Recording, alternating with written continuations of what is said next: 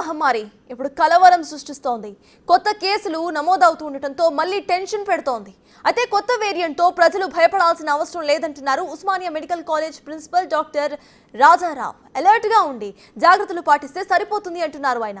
గతంలో వచ్చిన corona virus మాదిరిగానే ప్రస్తుత వేరియంట్ లక్షణాలు కూడా అలానే ఉంటాయని, అయితే మైల్డ్గానే ప్రస్తుత పరిస్థితి ఉందని చెప్పారు. ప్రతి ఒక్కరూ కూడా కరోనా రూల్స్ పాటిస్తే సరిపోతుంది అంటున్న రాజారావుతో అంజుమా ఫేస్ టు ఫేస్.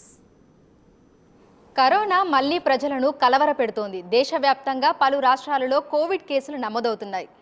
ప్రస్తుతం కోవిడ్ 2 వేరియంట్లలో వస్తుంది. ఆ వేరియంట్లు ఏంటి, వాటి లక్షణాలు ఏంటి, ఎటువంటి జాగ్రత్తలు తీసుకోవాలి వంటి విషయాలన్నీ అడిగి తెలుసుకుందాము. ప్రస్తుతం మనం ఉస్మానియా మెడికల్ కాలేజీలో ఉన్నాము. మనతో పాటు ప్రిన్సిపల్ డాక్టర్ రాజారావు గారు ఉన్నారు. మిగతా విషయాలను ఆయన మాటల్లోనే అడిగి తెలుసుకుందాము. నమస్తే సార్. సార్, మళ్ళీ కరోనా వ్యాప్తి చెందుతోంది. ప్రజలందరూ కూడా కలవరపడుతున్నారు. ఈసారి 2 వేరియంట్లను గుర్తించినట్లుగా కూడా తెలుస్తుంది. ఆ వేరియంట్లు ఏంటి సార్? అంటే బేసిక్గా ఇప్పుడు కలవరపడాల్సిన విషయం అయితే లేదు, కానీ అప్రమత్తంగా ఉండటం మంచిది. ఎందుకంటే ఇప్పుడు ఈ కరోనా అనేది ఒమిక్రాన్ వైరస్ ఏదైతే మనకి థర్డ్ వేవ్ లాగా వచ్చిందో దానికి సంబంధించిన సబ్ వేరియంట్స్, అంటే ఒమిక్రాన్ వైరస్ అనేది ఇప్పుడు లేదు, దానికి సంబంధించిన ఈ సబ్ వేరియంట్స్ మాత్రమే ఇవి. JN.1కి సంబంధించి NB181 అని ఈ సబ్ వేరియంట్స్ ఉన్నాయి. దీనివల్ల మనకి ఇప్పుడు ఈ కొన్ని రాష్ట్రాల్లో మనం స్ప్రెడ్ని చూస్తున్నాము. సో ఇది ఒమిక్రాన్ వేరియంట్కి సంబంధించి దానికి స్ప్రెడ్ అనేది ఫాస్ట్గా ఉంటుంది, కానీ లక్కీగా ఏంటంటే మైల్డ్ వేరియంట్స్ ఇవి. సో మైల్డ్ వేరియంట్స్ కాబట్టే మనం భయపడాల్సిన విషయం లేదని చెప్పేది. సో దీంట్లో ఆ తీవ్రత ఎక్కువ ఉండదు కాబట్టి మనకు హాస్పిటలైజేషన్స్ పెద్దగా ఉండకపోవచ్చు.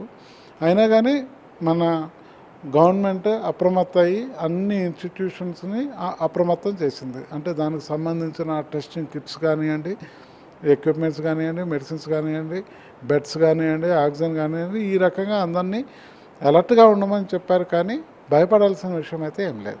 సరే, అయితే గతంలో కరోనా వచ్చినప్పుడు స్మెల్ సెన్స్ పోయింది, టేస్ట్ పోయింది. సో ప్రస్తుతం వస్తున్నటువంటి ఆ 2 వేరియంట్లకి సంబంధించి లక్షణాలు ఏ విధంగా ఉండొచ్చు అంటారు? బేసిక్గా ఈ వేరియంట్స్కి సపరేట్గా లక్షణాలు అంటూ ఏమీ ఉండవు. ఈ రెస్పిరేటరీ వైరసెస్ అంటే ఫ్లూ ఎట్లా ఉంటుందో అది, ఇంతకుముందు కోవిడ్ ఎట్లా ఉందో దానికి సంబంధించిన లక్షణాలే ఉంటాయి. అవి కాఫ్ రావటము, కోల్డ్ ఉండటము, సోర్ థ్రోట్ కానీ, తర్వాత ఫీవరు, బాడీ పెయిన్స్, మయాలజియాస్ అంటాము, వీక్నెస్ ఉండటము, కొందరిలో అబ్డామినల్ పెయిన్, లూజ్ మోషన్స్ కూడా ఉండొచ్చు. ఇట్లా మనం ఒక ఫ్లూ నుంచి ఇంకొక ఫ్లూని మనం డిఫరెన్షియేట్ చేయలేము. ఫర్ ఎగ్జాంపుల్ ఇప్పుడు మన కోవిడే కాకుండా వేరే రెస్పిరేటరీ వైరసెస్ కూడా ఉంటాయి. ఇన్ఫ్లుయెంజా వైరస్ ఉంటుంది, తర్వాత రెస్పిరేటరీ సిన్సియేషల్ వైరస్ అని, తర్వాత ఈ మన స్వైన్ ఫ్లూ కూడా ఇప్పుడు. అంటే ఇన్ని రకాల రెస్పిరేటరీ వైరసెస్లో ఈ సిమ్టమ్స్ అన్నీ ఒకేలాగా ఉంటాయి. కాబట్టి వీటిని ఈ లక్షణాలు ఉంటే కోవిడ్, ఈ లక్షణాలు ఉంటే ఇన్ఫ్లుయెంజా అని అట్లా చెప్పడానికి ఉండదు. ఈ ఎన్ని వేరియంట్స్ ఉన్నా, ఎన్ని సబ్ వేరియంట్స్ ఉన్నా కూడా వాటి లక్షణాలన్నీ కూడా ఒకేలాగా ఉంటాయి.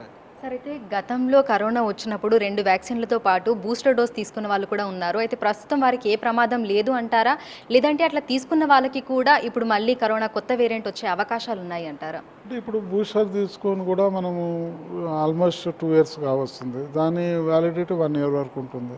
కాబట్టి ఎవరైతే ఎలిజిబుల్ ఉన్నారో వాళ్ళు బూస్టర్ డోస్ కూడా తీసుకోవచ్చు.